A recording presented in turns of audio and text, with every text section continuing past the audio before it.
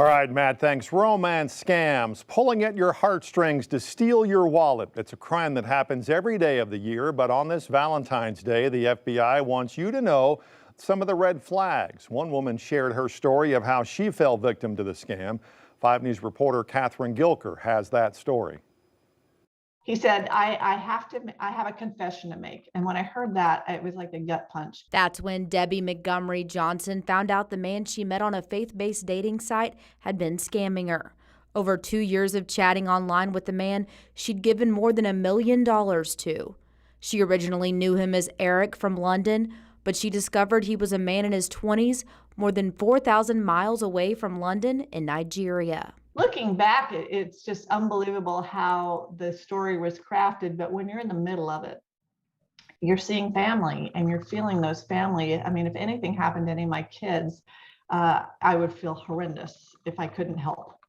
And so I was just trying to help him through the situation. Johnson, who has since written a book and shares her story publicly about the scam, says the scammer started by asking her to send a check into the dating site to help get his friend on the site.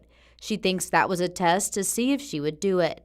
A couple of weeks later, he needed money to set up a power of attorney, and then the reasons went on. For me, those, what people would say were red flags or even yellow flags, I called them pink flags because I asked and he always had a plausible reason. They're one step ahead of us for that. Red flags to look for are if they aren't willing to talk, video chat, or meet you in person, and of course, if they ask you for money or personal information. The FBI says in 2021, Americans lost $1 billion to romance scams.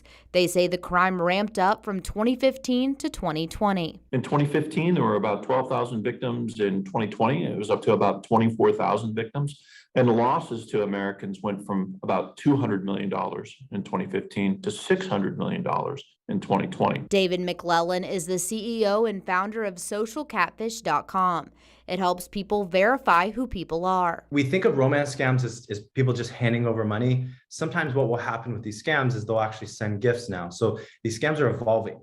And so every time something stops working, these scammers will make tweaks to essentially their playbook. Johnson is also on the board of SCARS, which stands for Society of Citizens Against Relationship Scams, which is a nonprofit offering victim support and education.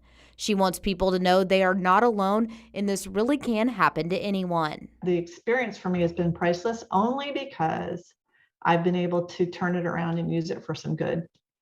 And it's very, if I can be there for one person, it made it worth it for me. Covering news where you live, Catherine Gilker, 5 News.